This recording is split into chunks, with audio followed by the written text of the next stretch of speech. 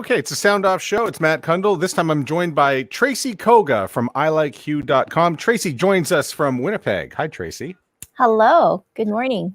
Great. In full disclosure, we work together on your podcast, and we get a chance to get together, not as often, I think, as we like. Over the last year, it's been difficult. And I've been meaning to bring you on just to talk about some of the things that you do and that you've been doing for many, many years. But take me back when I first got to Winnipeg, which was like 2006-ish. You were somebody who would frequent my TV screen, and you were working, I believe, on my television. So tell us what you were doing back then.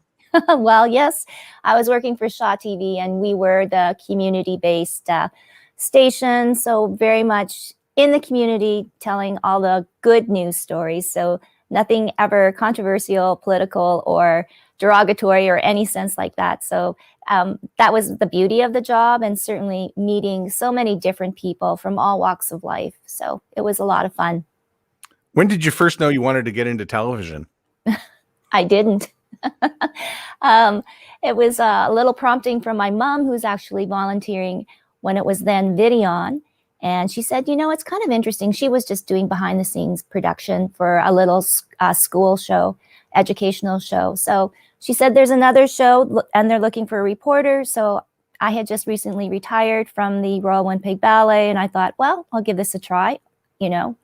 And lo and behold, the producers were awesome. And I spent probably the next, good portion, 10 years, like behind the scenes, being mentored by so many super experienced people that gave me a better view, I think, moving forward in my career, to really have a better grasp on all aspects of the production, not only in front of the camera, but also behind the camera. And who were some of those mentors? Because I don't think anybody becomes successful at broadcasting without having a few of them along the way to hold our hands and to maybe push us back into line or to get us thinking. Who were some of those mentors along the way? Oh, gosh. Well, you know what? The people obviously at Videon, because they were the beginnings of my career and taught me all the values, obviously, about volunteering and having a lot of patience. But Marv Thiessen, the great Marv Thiessen, who passed away a few years, probably many years ago, was a dear soul and very nurturing and very supportive. And all of my teammates, as I kind of call them, and got to know them, my cameramen, producers, comes to mind Jim McGregor, of course, cameramen, so many, John Camshin, and Michael Grant. And I would be really bad because there's so many to list now, Matt, because I spent a lot of years. And I think it's once you get past like 5, you're then in the weeds, and it's you're leaving people out. Well, and and I have to give kudos to my Shaw TV. So Videon then took over and bought out Shaw. So some of my teammates I got to come full circle with, and like just most recently, all of the team that when we all kind of left in 2018. There's so many, but Jeff Bromley, John McClure, Michael Byfield, Michael Grant, there's just so many that come to mind, and all of the producers too as well. So yeah, we were all family. Tell me about Winnipeg and how you would describe it to, in compared to, other North American cities. Well, you know what, Matt, I have to be really honest. This is the only place I've ever lived in. So born and raised, and here I am. Although I've traveled a lot. So having said that, I mean, the big cities like Toronto, Vancouver, Montreal, like they're totally amazing. And when I'm there, I'm kind of thinking, wow, would it be ever cool to work here because there's so much happening. But to be truthfully honest, Winnipeg is very unique in itself, that we are small, but we play on the big world stage, so to speak. We have entertainers that are world-renowned. We have politicians and celebrities that have done amazing things. So, you don't have to stray very far from your own backyard to get the good stories. What were your favorite stories when you were working at Shaw? What was the one type of story that you were like, I love doing this. This makes it all worthwhile every day?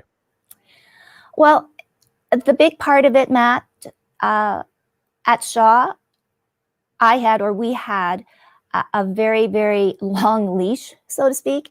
The beauty of it is pretty much we could do whatever story we wanted. So that was number one.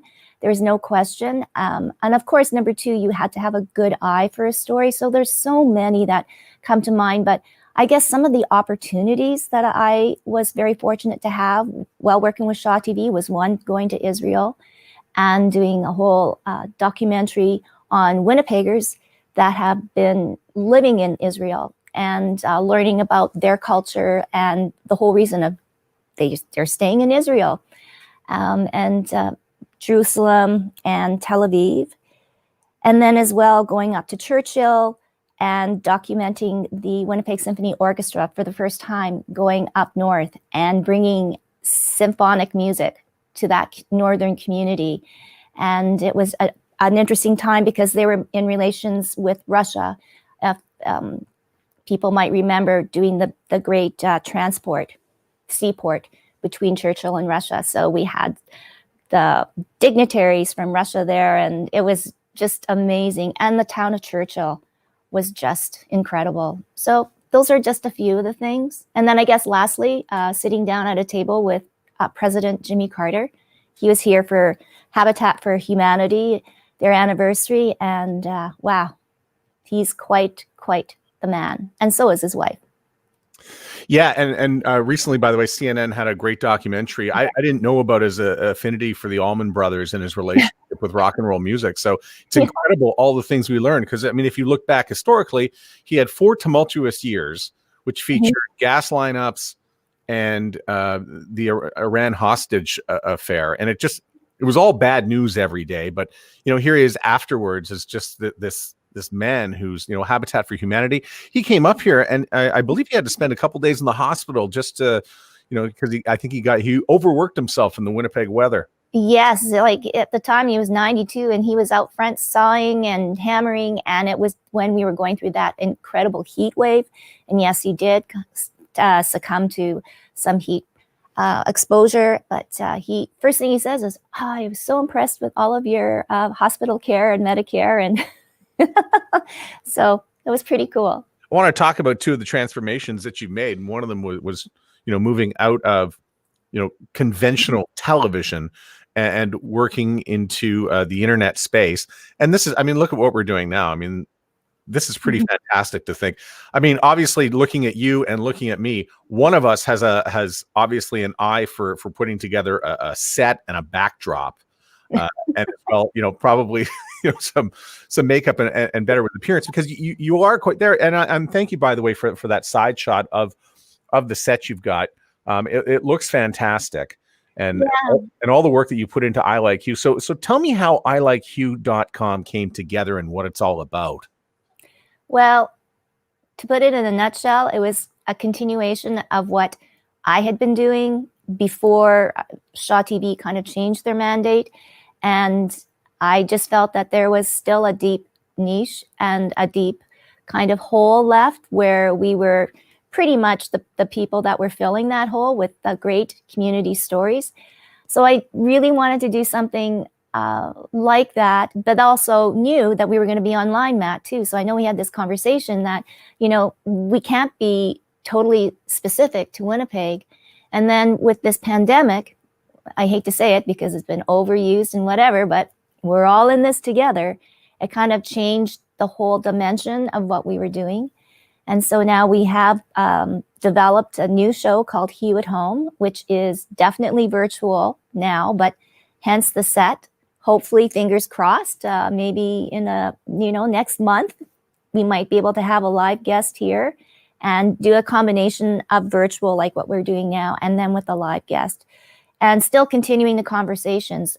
And that obviously led me to you with all of your podcast and radio experience, the beauty, I guess, of just listening, because that's really something that we've all lost, I think, is just simply listening. Yeah, and I was so glad that you reached out to me to become involved with podcasts. So for those who know me and what I do, and Tracy does the opposite of what I do. She's first and foremost, obviously, very visual. You've been doing stuff on Zoom. You've got a YouTube channel, and as well, you wanted to incorporate some podcasts so that people could listen while they were on the go. I've been the reverse. I've been working solely in audio, and just recently in the pandemic, have I taken the video thing a little more seriously by having the conversations here, and then I'll take the conversation and then I will put it on the podcast. So I know a lot of people want to do both and go gangbusters, but we're in a live scenario. And by the way, if anybody has a question or wants to comment, they can do so right now on Facebook. We'll be happy to address it. But yeah, the experience is there are two different ways to consume really the same thing. And you've obviously done a great job with your set and becoming visual. Tell me a little bit about some of the guests that you bring on your show. I think you're going to be going live today at 11:30. So what do you got coming up today, and what are some you can expect? Well, you know what? When I first approached you, right, we were an all-female kind of talk show, and we still predominantly are, but we really want to tackle the issues from a different point of view, I guess. And today, we're going to be talking about virtual harassment. So it is actually involving very much something like we are doing right now. Sadly enough, a local teacher was harassed in her own virtual classroom. Believe it or not, some uninvited students got the link, and they entered the classroom and started yelling and shouting terrible things at the teacher.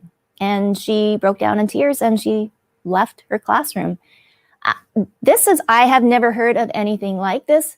And I need to ask, a little bit more, have a little bit more tech savvy on all of this, because we're all in Zooms, we're all in webinars or whatever, and we think that we're safe, but apparently we're not. So this is a whole new wave of, I don't know what you want to call it, but virtual harassment. So we're going to all tackle that. We don't know much about it, but obviously we've had talks throughout the pandemic and listening to all of our podcasts, which is kind of nice too, is how we've all kind of grown through all of this, and the information and the stories we've shared.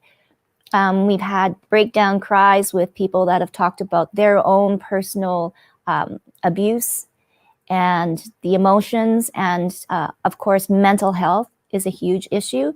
So we've had more women share their stories on how they're not coping. And, they at the end, they say just by sharing their story, they feel better. And it's all these little things that you find a silver lining, not only in the pandemic that we're living in, but also for speaking, for listening, and having a platform, I think, for people to share their stories, which is really important to me.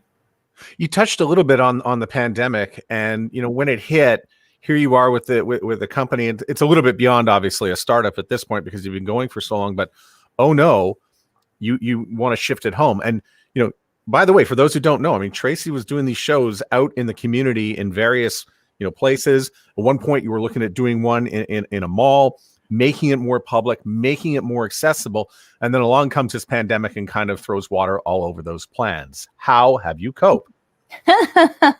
Well, obviously, moving it home. I don't know, Matt, like how things will be different. I don't think that there will be the big crowds to see a show or anything like that, so to speak. But who knows? I could be wrong. So it's like always pivoting. And I think having access to great technology and having, great mentors and people to kind of share their knowledge, that is how it's kind of guided me to where I am right now. And I don't necessarily want to stay like this, of course, but it's interesting. I think right now we'll ride the course. We're all kind of at the beg and mercy of our premier and the province and how well we do in this pandemic. But I really do definitely think there's going to be a shift in the industry that we're in. Good. Well, I'm very excited today coming up. I also want to let you go because in 45 minutes, you've got your show to do. So I want to thank you for taking time before your show to jump on this one and to give everybody an update on what you're doing and how you're handling it. And ilikehue.com for everything involving Tracy. Thank you very much for being here today. Oh, thank you, Matt.